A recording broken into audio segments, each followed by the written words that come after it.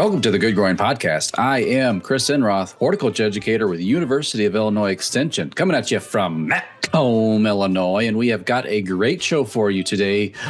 Oh, the thing that, I remember as a kid, and today my kids seem to kind of roll these things around on the dinner plate. We're going to be talking about the garden pea. And I'm not doing this by myself. I am joined, as always, every single week by horticulture educator Ken Johnson in Jacksonville. Hey, Ken. Hello, Chris. Did you have canned peas or frozen peas as a kid? I will say 95% of the time they were canned. 4% of the time they were frozen, and then 1% of the time they came out of the garden. And the 1% of the time is I think it's more just because of the yield you get off of a pea plant is not that great. So when you're splitting that amongst 5 people, you're like, oh, everybody cut your pea in half and share with your sister or your who's next to you. So the Mickey Mouse cartoon. Yes. The James and the Giant Beanstalk. Yes. Yeah. Or Bob Cratchit did that in the Scrooge McDuck version of Christmas Carol. Yes. So we usually had canned peas. So I did not like peas until I discovered frozen peas.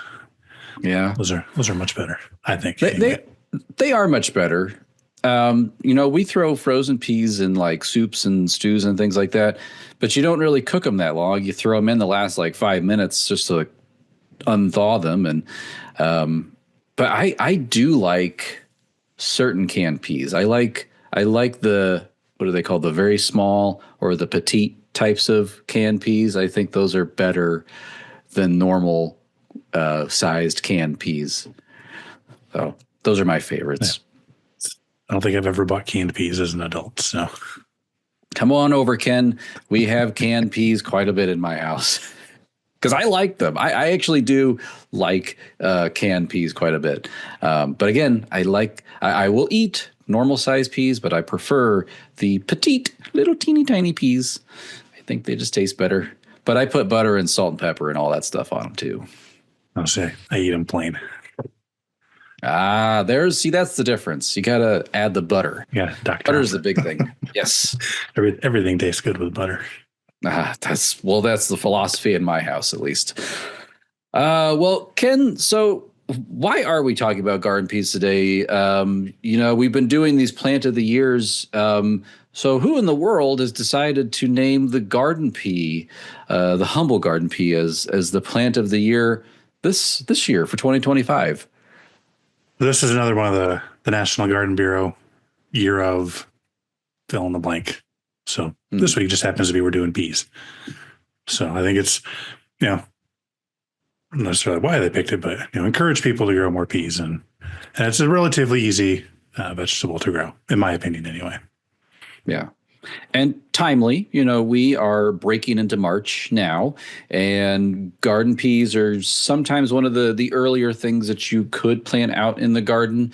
I know typically you have to have non-frozen soil to do anything, which right now, well, it was nice and thawed out last week as we had highs that were not quite there, but 70-degree mark was not that far off for us. And I was just like, man, maybe I should start planting things, and thought about peas, and possibly getting peas out in the ground. But it got cold again, and the soil is hard again with ice on the top. So not quite yet, but peas are a very early season, cool season crop that we would grow. Yeah, typically we're looking at soil temperatures usually mid 40s. So again, it'll depend on the year, but a lot of times it's, we get a warmer spell. It could be end of March, usually sometime in early April, at least in central Illinois. There's a lot of times, at least when we're planting peas, we're planting them in our garden. Yeah. And I think that's probably a good guess for a lot of yards and homes and backyard gardens. And just because there's a lot of microclimates that also occur in our residential spaces. But I do have a few spots that's south facing slope, and I'm so tempted to just get started. So you need to tell me right now, Ken, wait, stop it. Don't do it. Or if you got enough seed, put some out there, and if they don't grow, replant. Hey, we're still probably a little. I haven't looked at the weather stations, but U of I has set up around the state to see what the soil temperatures are. But I can't imagine maybe they could be, but I don't think it's going to be warm enough. Especially looking at as we're recording this Tuesday, I think in Jacksonville they're calling for potential snow tomorrow, flurries or something. All right. So. Well, winter's not done with us yet, even though we are in March, and I got spoiled by that warm weather last week. So, yes. Ken, you were supposed to say don't do it. I had this little devil on my shoulder saying, plant your peas, go get some potatoes. And then Ken pops up on the other shoulder like, why not? There's only one way to find out if you're going to be successful. That's right. Hey, I love it. It's such a daring gardening move. I love it. Yes. But yes, if you don't want to be disappointed, you probably want to wait a little bit. Okay. Well, thank you. Yes, there's that. That's what I needed to hear. So, all right.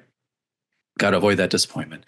Yeah. Well, Ken, I guess some backstory of the humble garden pea.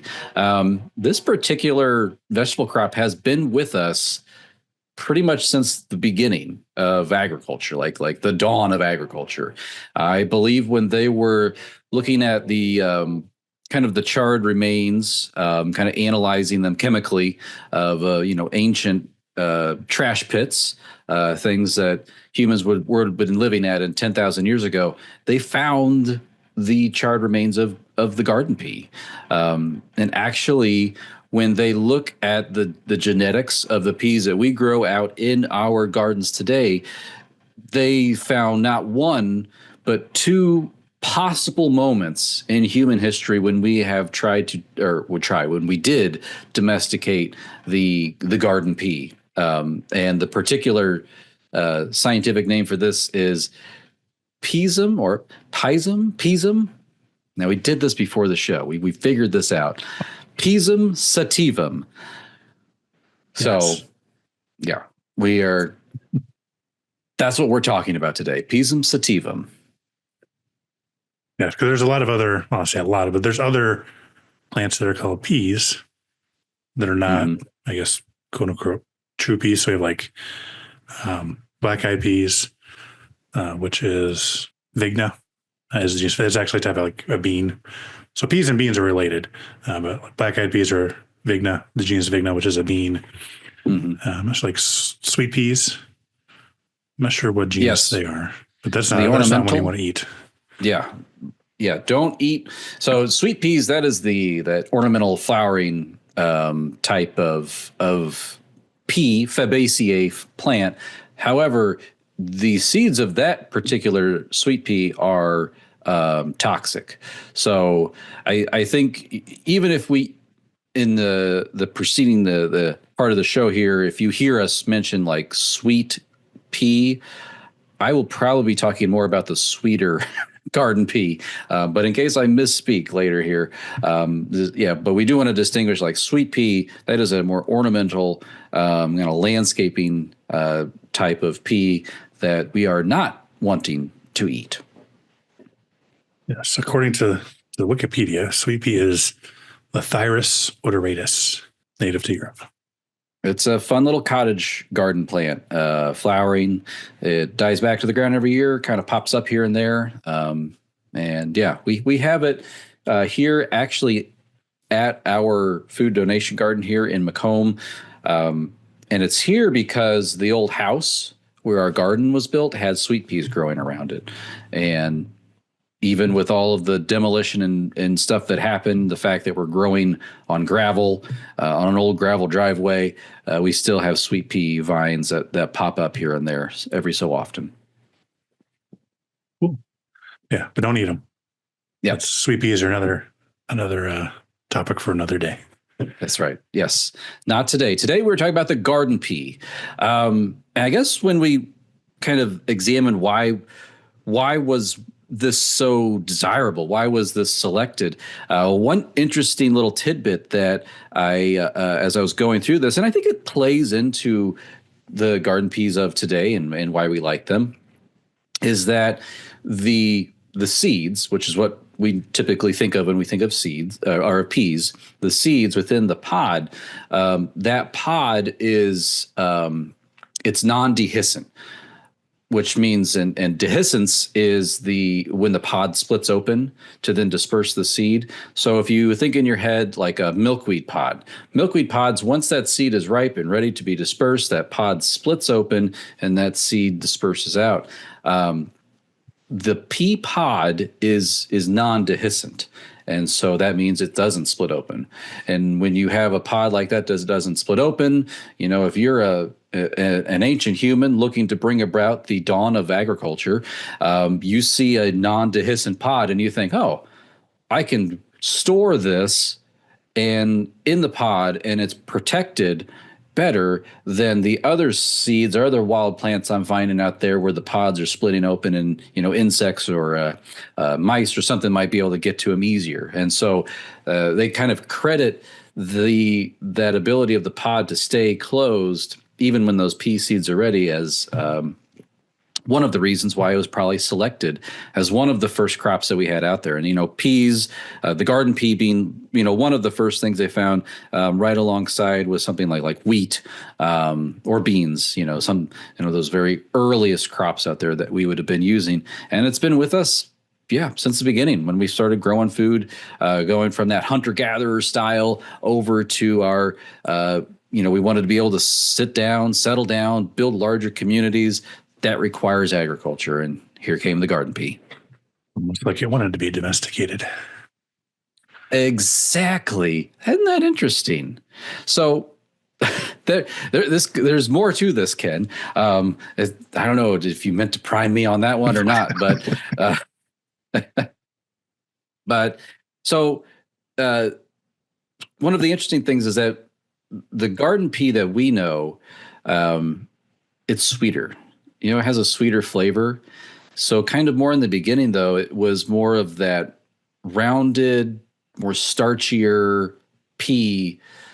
But it wasn't until around the 1600s that a particular genetic mutation produced a wrinkled but sweeter garden pea.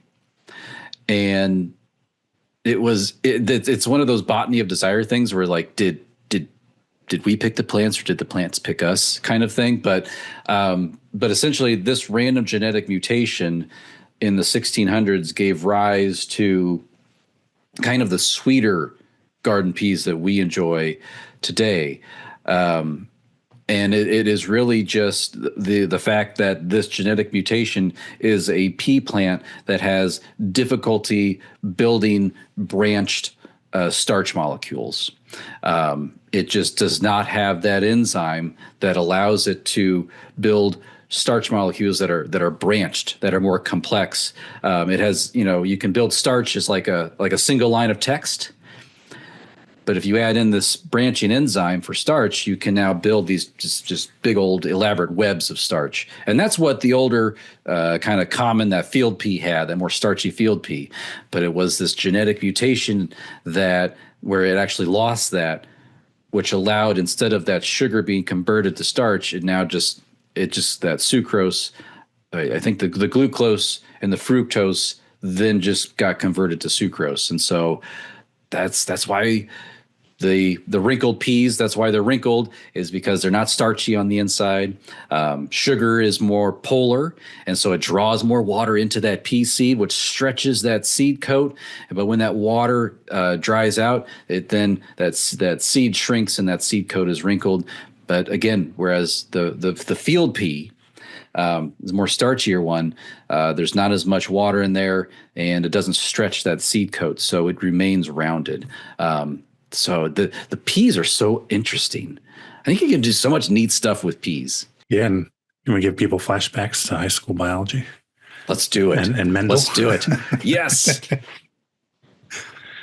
So yeah, I guess basically our whole concept of genetics kind of started with Gregor Mendel and looking at how genes are passed on, and looking at using garden peas as an example. We're looking at flower color. Those are the wrinkled and non-wrinkled peas. Wrinkled, non-wrinkled, green peas, yellow peas. Yeah. Mm-hmm.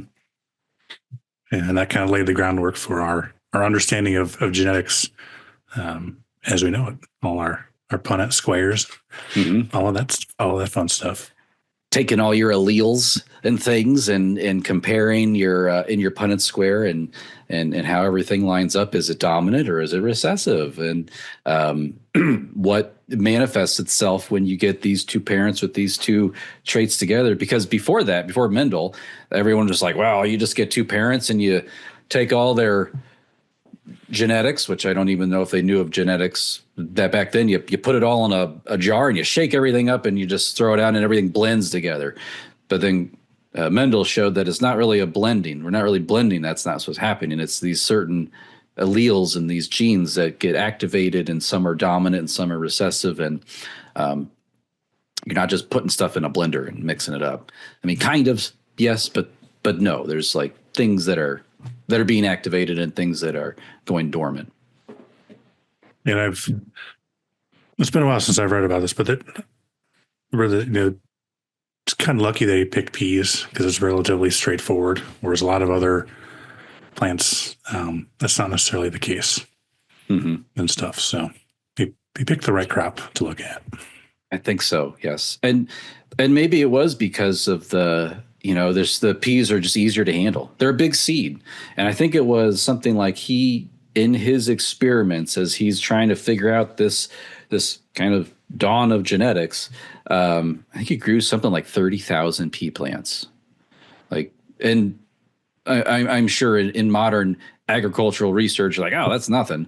But when you're a Hungarian monk in their mid 1800s, that's a lot of work for one person. Yes. Yeah, I can't imagine doing all that. Well, we covered a lot of the backstory about the garden pea, where it came from, which I guess it's more of a Middle Eastern native plant, and again, it sits right there at the dawn of agriculture. And so, but what if we want to fast forward and grow our own piece of history in our yard and grow a garden pea? It's simple, as Ken said, but there's also some different types of peas out there that have developed over the generations that humans have been working with these. So, Ken, as one of the sole growers of garden peas on this podcast, we're 50-50 on this podcast, by the way. I have not grown garden peas as an adult. Ken has.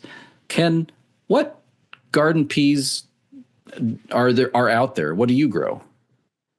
Yeah, so when we're talking about peas, we're growing in our gardens. Typically, we divide them into three different groups. So we got garden or English peas. So these are or shelling peas. So these are the ones, like if you're buying canned peas or frozen peas, these are the types of peas that are going to be grown. You let those the seeds fully develop. They're still immature typically when you're harvesting them, but they're kind of that full size. And then you're harvesting them. Usually you want to use those relatively quickly because those sugars will break down kind of like sweet corn. So if you're using garden English shelling peas, you can use them fresh. You'll kind of harvest that day, use them the day you harvest, or freeze them or process them in some way to kind of retain that sugar. Again, like you mentioned, the wrinkly ones are going to be sweeter. They're not wrinkly. They're going to be a little more starchy. And that may be something like you'd be using like in a soup or something like that. There are snow or sugar peas. And this is the ones that you would see a lot of times in stir fry, the thin potted ones. The seeds aren't really developed. They're still flat. And you're using those, again, fresh, steamed, cooked. A variety of different ways you can use those. If those seeds do start getting bigger, that pod will get fibrous. You can still eat it, but you're going to be doing a lot more chewing. It gets a little stringy. So that may be when the seeds in those snow or sugar peas get big, then you're probably using those more like a shelling pea, English pea instead of eating that pod and everything. Then there are snap peas. So these, a lot of times we're harvesting those when the seeds are about the size of a BB. So that they're starting to develop, but they're not fully developed. And again, these are thicker walled shells or skins, whatever you want to call them. And again, you're eating these a lot of times raw Salads, you can cook them like snap or snow peas as well, or you can shell them as well. So they're a little more, I guess, multi-use. Sometimes you see them as stir fry as well. The more, I guess, tubular type pea pods, not the flat ones, which would be the snow peas. So those are typically the three groups. And when it comes to what you want to grow in your garden, kind of think about how you're going to use the peas. What I grow in my garden are going to be the snow or the snap. I don't really have any interest in growing peas and having to shell them. It's much easier to just buy a bag of peas or a can of peas for that purpose. So, and we're growing the snow or snap, and we'll eat them. I mean, usually when we're out harvesting, the kids are helping. None of them really make it inside. They're being eaten as they're harvested and stuff, which I can't really complain about because they're eating their vegetables. That was my childhood gardening experience with peas, especially was you eat them as you harvest them. And we did do some of the shelling peas, and I would sit at the dining room table and I would put in an old ice cream bucket, and I'd spend hours working on maybe a half a cup worth of fresh garden peas. But yeah, you kind of get you get like a rhythm, or you figure out how to kind of quickly pop open that shell, zip out the peas inside there, and toss the shell, the pod, and then keep going. So I'd still I wish it didn't take so much to grow your own shelled peas. Like you said, Ken, it's just easier to go buy it at the store. Yeah, kids now, put them to work. Well, it will last all of 5 minutes, but we'll see. Yeah.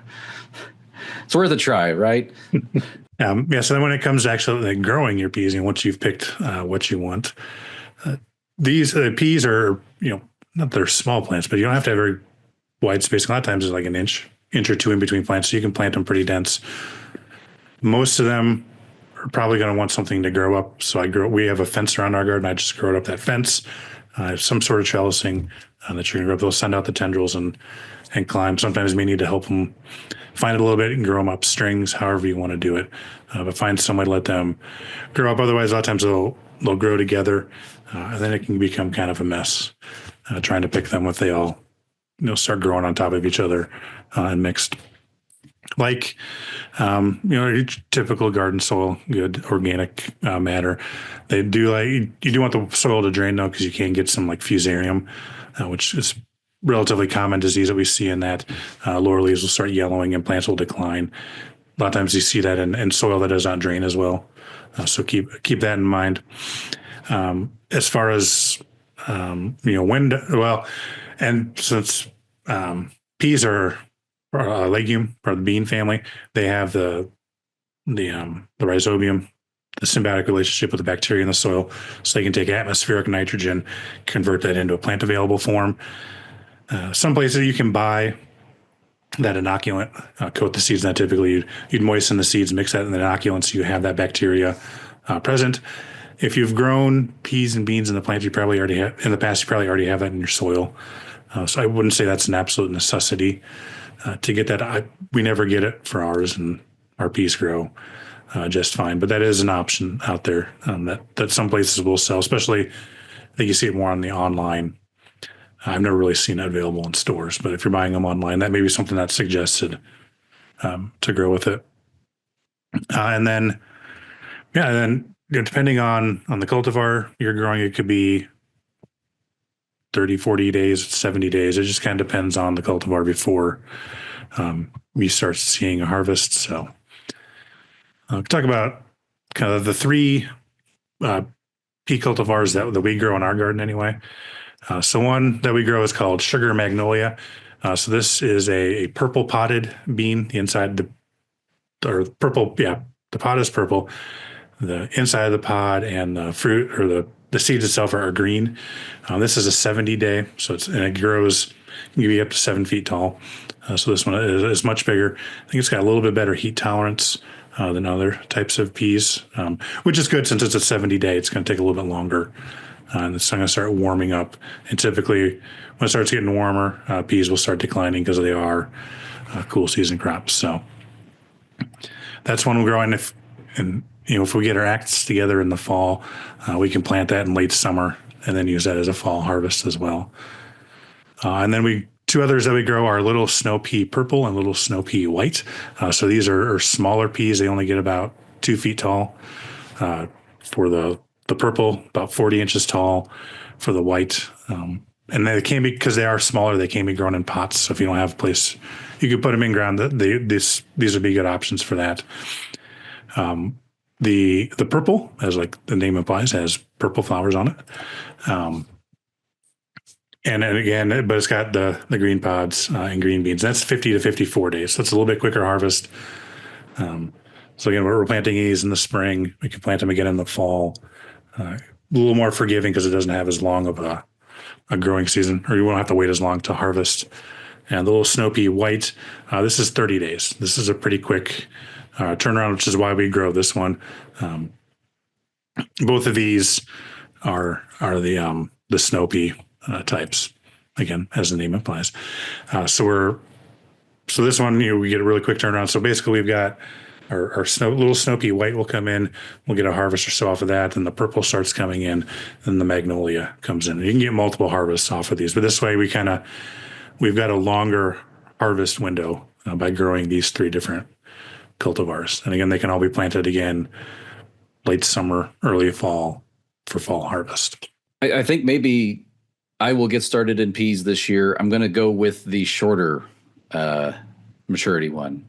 I just think that for me, that probably makes more sense, especially if you're able to rotate in anything in that spot. Do you rotate like warm season crops where your spring peas were, or are they there long enough that there's not enough time, or the window isn't quite right?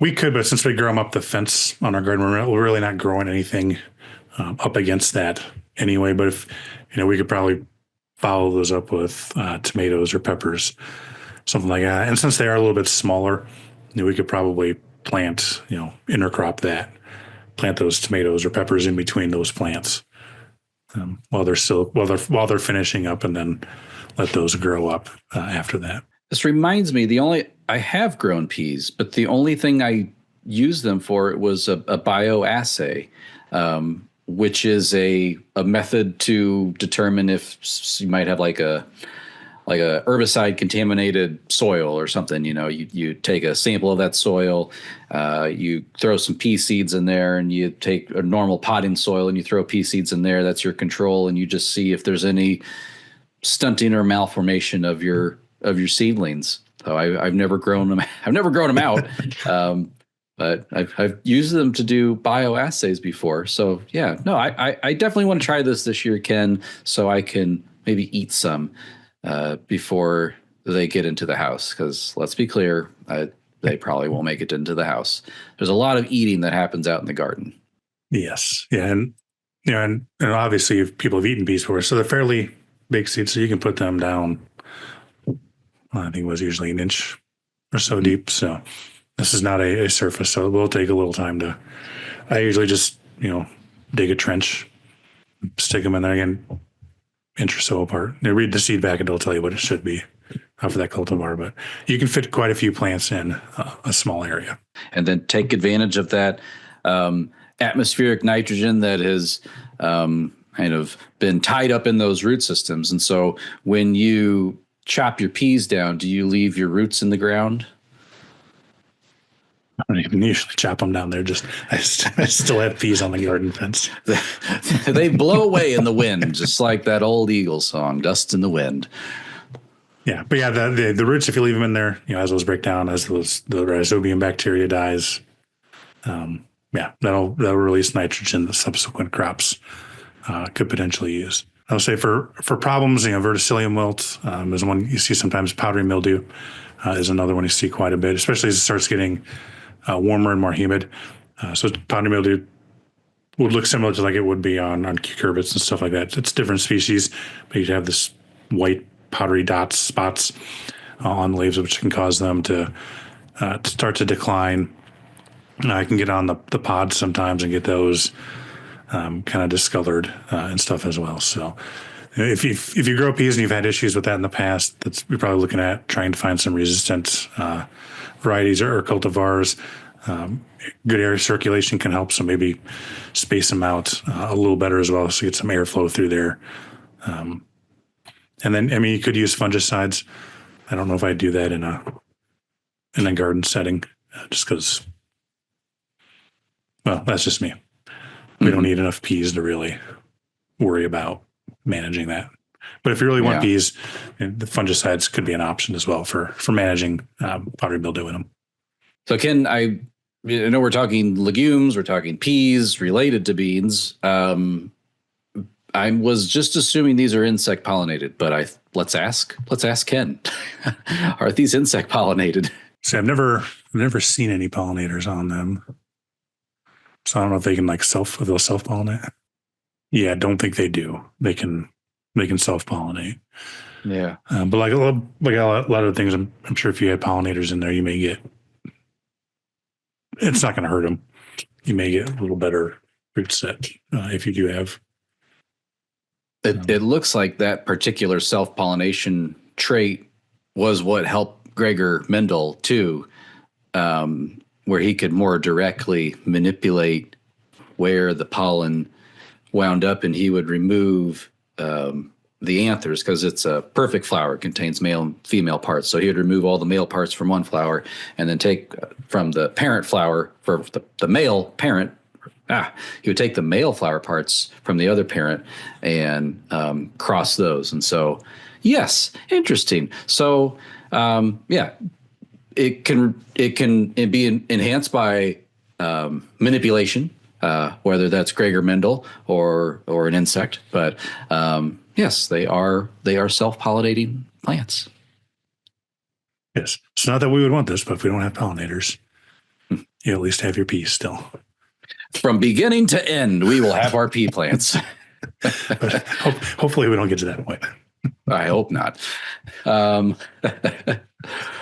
Well, that was a lot of great information about the garden pea and kind of how it has been here since the very beginning, the dawn of agriculture. And it is the National Garden Bureau's one of their handful plant of the years now for 2025. Well, the Good Growing Podcast is a production of University of Illinois Extension, edited this week by me, Chris Enroth. A special thanks, Ken. Thank you so much for hanging out with me, sharing all of your vast amounts of the garden pea knowledge that you have. So thank you so much for being with us today. Not sure how vast that is, but like an ocean. A very small one. a very shallow ocean. Yes, thank you. Yeah, go and get those pea seeds and get ready to get them started. Then let's do this again next week. Oh, we shall do this again next week. You know, we know you folks like native plants, and we hear you like pollinators too. But what about the benefits of our native grasses and our pollinators? Are there any? We're going to kind of look at some of the readings out there, or some of the studies out there, see what we got. So, well, listeners, thank you for doing what you do best, and that is listening. Or if you're watching us on YouTube, watching. And as always, keep on growing.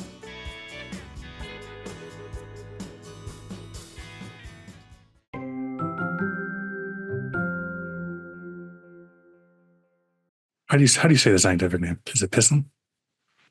Pisum. Pisum. Pisum sativum. Pisum sativum. Sativum. Sativum. Sativum. Sativum. Sativum. Sativum. Son of them. Peas. Pisum sativum. Satai. So I feel like if it's sativum, it would have the II. There, the law. There's an E, sativum. Build a time machine, bring back a Latin speaker. Yes. So on Missouri Botanical Garden, they have someone record the Latin phonetics, and it is Pisum sativum. Pisum sativum. I'll forget that, but okay. We've got this recorded. We can dub over. We'll just have AI do it from here on out.